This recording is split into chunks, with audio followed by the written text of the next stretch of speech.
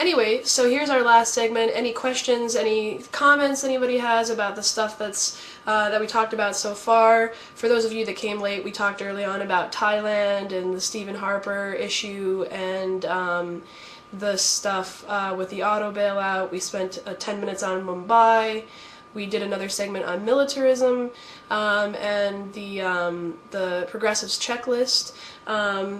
We can talk more about Mumbai, though, for sure, if you have any questions. I don't know if you weren't here during that segment. Just go ahead and throw them in the box. Why doesn't Exxon bail out the big three? Well, that's a good question. Yeah, that is a good question, because they do seem to be the main beneficiary of the big three's current business practices. That I think that part of the problem is that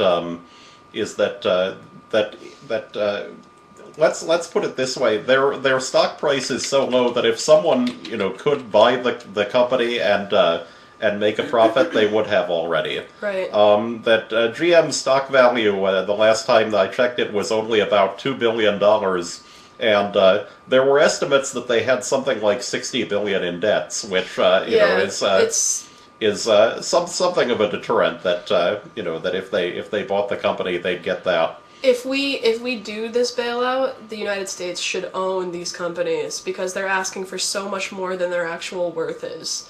Yeah, it wouldn't cost much to own these companies, you know. Comparatively speaking. And they'd have so much more control over what actually happens to the taxpayers' money that gets put into them. Yeah.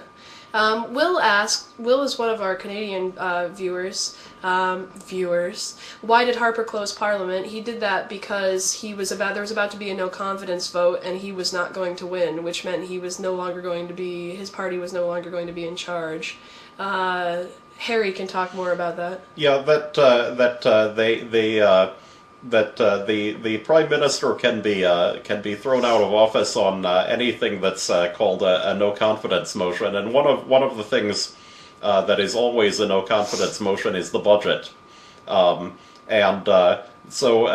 that if just half of the members of parliament vote against a no confidence motion, then the prime minister is out, and then they find a new prime minister, and that this can be done without an election because the prime minister is indirectly elected by the parliament.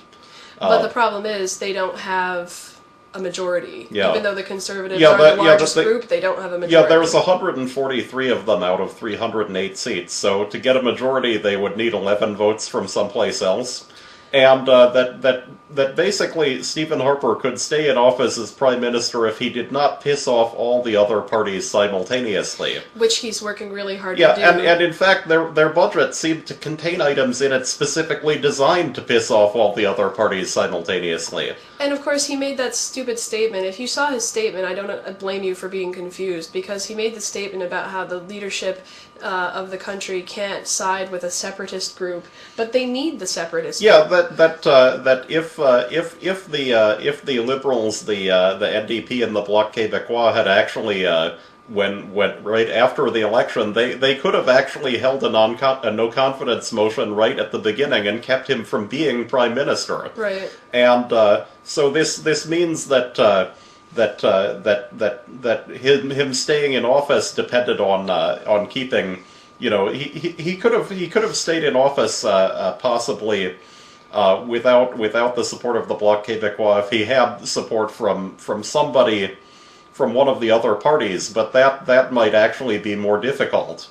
That the NDP in particular hates the guy. It's right. Clear on that, and the Liberal Party has gotten considerably less tolerant of him. I tried to find out about any previous no confidence motions, and that the only one that's happened so far is the mandatory one at the beginning of the parliamentary session, and that there wasn't really a lot of interest in voting him out at the time, and that in this case now they're already preparing a cabinet. That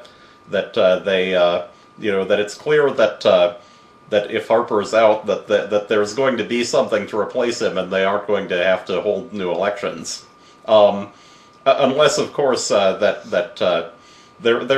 sort of an oddity here that if there's a no confidence vote, that they might try to petition, that the Conservative Party could actually try to petition for new elections, but they just had elections in October. They You know, won't do it's it. that's ridiculous. Because as somebody in the text chat said, 300 million for an election. Yeah, they don't want to spend the money on new elections. They just had them, so they'll just do it through Parliament, which is totally legal. Stephen, Sacramento Saint, asks, do you think the U.S. will have a nuclear or biological attack within 5 years? You probably saw that report. I think that It depends on your definitions of those things. Yeah, I think the specific report said a biological attack, a 50% chance of a biological attack in the United States or Europe. Yeah. Well, the thing is that if you're asking about nuclear attacks, the answer is basically no on that. Yeah, there's very little possibility of a terrorist group getting that capacity. Now, if you're talking about, say, somebody, making a deliberate release of nuclear waste, I mean that's a possible type of nuclear attack. But I don't think you should even use the word nuclear attack for that, because it's a different thing, it's so different in scale.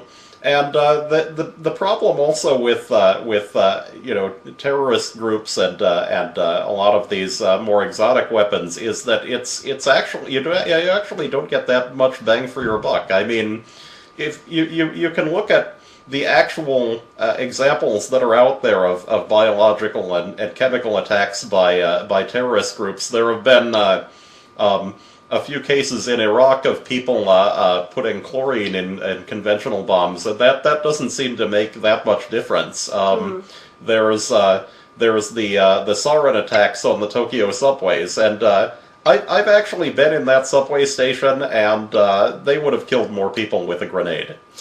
Somebody just actually said the sarin attacks. I know of one example of a biological attack by a terrorist group, which was actually very strange. That a cult in Oregon run by the guy Bhagwan Sri Rajneesh actually attempted to put salmonella in salad bars in the area to make people sick before an election, and then because of the reduced turnout, the cult members would be able to take over the county, and that's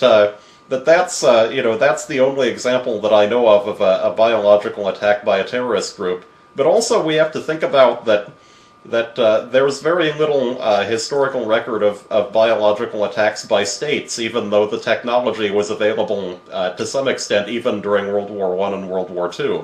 Well, we were talking the reason for that actually is often low effectiveness. Yeah, we were talking about this the other night in Stickum, where the threat to the group carrying out the attack is as great as it is to anyone they're attacking, and they can't control it once the attack has been carried out. The only examples that I know of large scale biological attacks being used in wars were that there was some Japanese attacks in China during World War II. And in that case, they were attacking a population that was extremely poor and had essentially no medical facilities.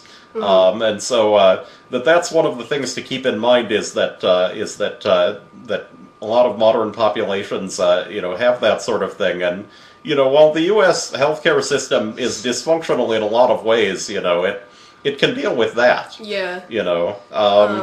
So there's a possibility of a biological attack, but I think that the fallout, for lack of a better word, of a biological attack has been greatly overestimated, and a nuclear attack is a very low possibility, even if you include somebody getting their hands on nuclear waste and just dumping that in the sewer system or something like that.